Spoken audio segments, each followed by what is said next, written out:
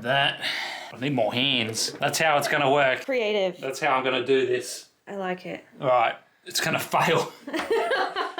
Oh, let's do it. Open the port first. So the big thing is, if I opened the port up the top, this would come gushing out way too fast. But hopefully, by keeping the top closed, this will come out nice and slow. You got a spare hand? Yeah. I need that in there, but I need that low. So you gotta hold it down there. I nearly had... Yeah, you gotta. This is not gonna work.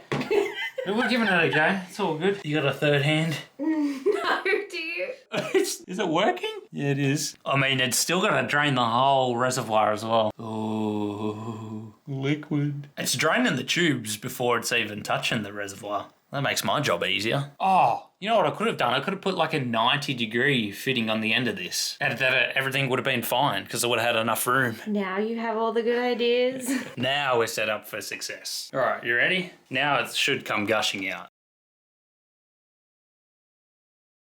And that's pretty much it.